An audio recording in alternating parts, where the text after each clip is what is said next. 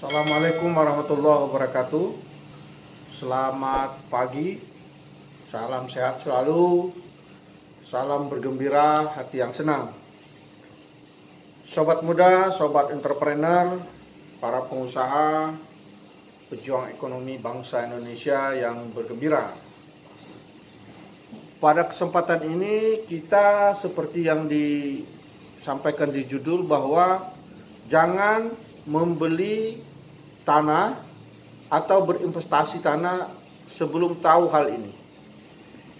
Jadi sobat muda, sobat entrepreneur dan para investor, kadangkala kita berpikir memang bahwa investasi tanah itu selalu untung. Padahal itu tidak sepenuhnya benar. Nah, pilihan investasi tanah ketimbang investasi lain seperti investasi emas, investasi uang di bank ya, tabungan. Investasi tanah itu jauh lebih menguntungkan kalau memang kita memahami dan tahu akan hal-hal yang menyangkut tanah tersebut. Jadi apa yang perlu kita ketahui? Pertama adalah memang proyeksi lokasi tanah tersebut. Jadi kita harus bisa menghitung lokasi ini, proyeksi kedepannya akan menjadi seperti apa. Kota baru, lokasi baru, perumahan, peruntukannya harus kita ketahui lebih dulu. Supaya nilai investasi, nilai tanah kita akan tumbuh dengan signifikan.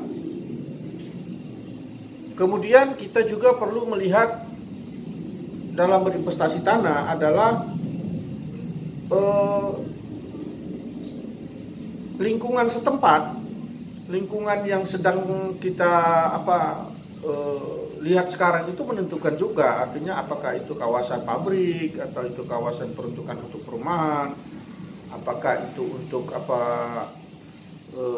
perkantoran. Itu penting karena di situ kita bisa menghitung kemungkinan rentang tahunnya seberapa lama nilai investasi kita bisa kita ambil alih atau kita bisa mendapat keuntungan. Dan yang paling penting, ini orang suka lengah bahwa berinvestasi tanah itu kita tidak hanya membeli tanah. Ada dua hal yang sama-sama penting dan kalau orang lengah itu dulu akan menjadi bumerang. Pertama yaitu tanahnya, ya tanahnya dengan tadi perhitungan-perhitungan lokasi yang kita lihat. Dan yang kedua itu surat-suratnya. Jadi surat-suratnya ini sangat menentukan karena tanah dengan suratnya itu ya saya suka ilustrasikan ibarat jiwa dengan raganya. Kalau ada raganya jiwanya nggak ada kan ya namanya tidak ada gunanya ya kan. Atau orang memiliki raganya tidak ada nyawanya ya sama saja dengan orang meninggal, jenazah. Itu juga investasi kita. Tanah ini kalau tidak ada suratnya ya percuma juga karena itu akan justru bumerang menjadi polemik.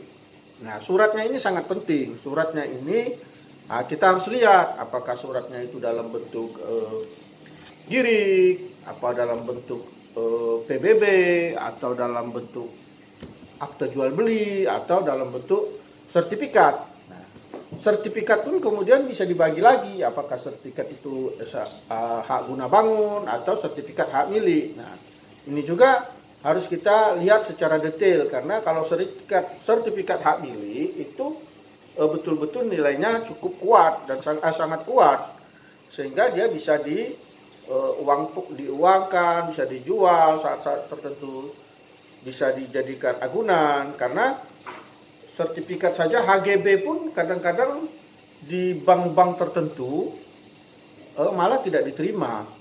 Mereka hanya mau sertifikat hak milik. Nah, ini pengalaman saya. Oleh karena itu kita betul-betul harus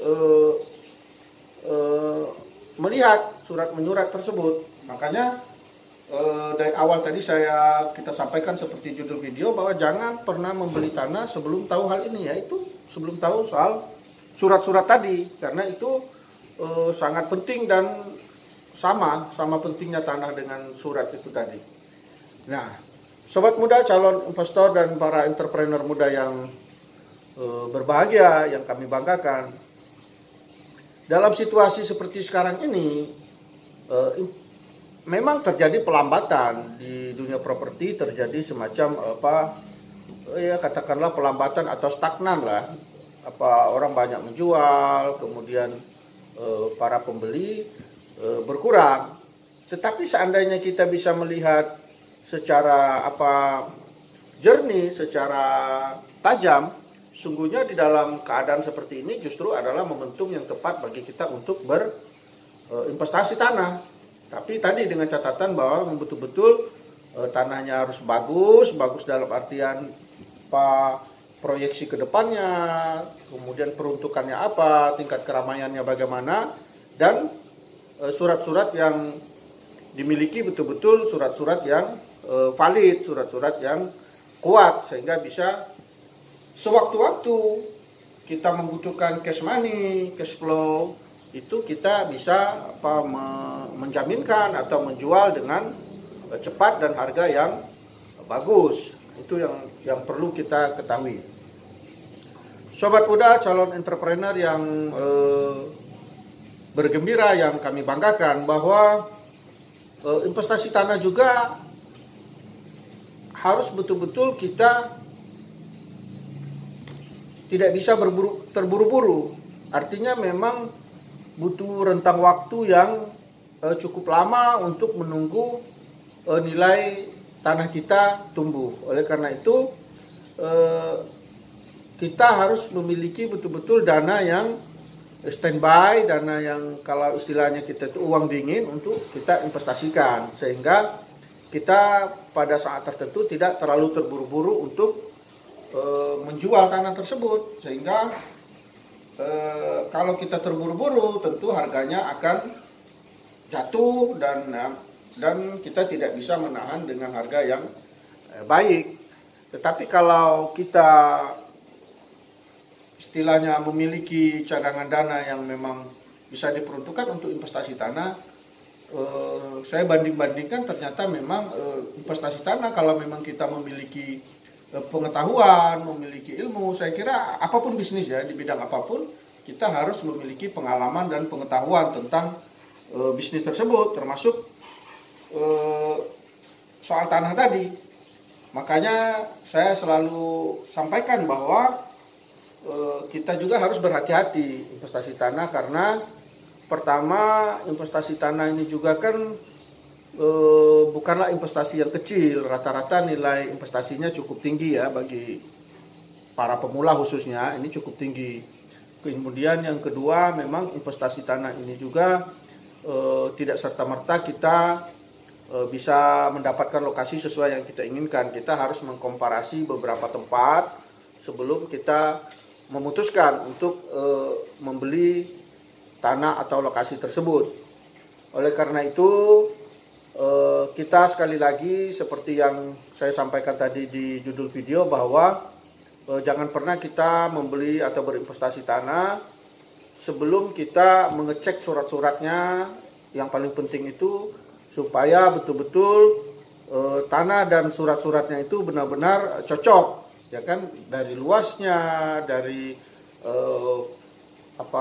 batas-batas tanahnya, kemudian dari validitas surat menyuratnya. Nah, surat menyuratnya ini ya sangat menentukan, karena tadi saya sampaikan ya, saya dalam bahasa Buyan ya, kita kan tidak mungkin membawa tanahnya kalau kita menjual tanah atau kita menggadaikannya atau menjaminkannya ke bank atau ke lembaga keuangan. Tentu yang kita bawa, yang kita perlihatkan awal adalah surat-suratnya. Oleh karena itu betul-betul surat-surat tersebut harus dicek ke BPN, Badan Pertanahan Nasional, lewat notaris. Kemudian nanti ada trik-trik lain yang bagaimana supaya betul-betul lokasi kita itu aman dalam jangka panjang, baik itu surat-suratnya maupun tanahnya. Karena ya banyak situasi sekarang, kadang-kadang terjadi konflik soal tanah, terjadi hal-hal yang kurang baik, karena memang antara surat menyurat dengan tanahnya kadang-kadang nggak cocok, atau surat-suratnya tidak memiliki kekuatan hukum yang kuat karena masih dalam bentuk girik atau AJB. Oleh karena itu, sekali lagi, suratnya harus bagus, harus valid, harus kuat, dan tanahnya harus betul-betul kita kuasai secara, maksudnya secara real, harus betul-betul dikelola, dipergunakan, sehingga antara surat dengan tanahnya itu terjadi sinkronisasi yang baik, sehingga kedua-duanya bisa menjadi jaminan. Jadi suratnya dijaminkan, fisiknya betul-betul ada dan betul-betul dalam penguasaan penuh, dalam artian tidak digarap oleh pihak ketiga di luar kendali kita. Nanti ada video khusus yang membahas hal-hal menyangkut bagaimana situasi tersebut. Saya kira itu Sobat Muda untuk pagi hari yang cerah ini. Terima kasih atas perhatiannya, semangat selalu. Teruslah bekerja keras, bangsa kita butuh, negara kita butuh entrepreneur muda yang terus tumbuh untuk menjaga kedaulatan ekonomi bangsa Indonesia yang kita cintai. Assalamualaikum warahmatullahi wabarakatuh.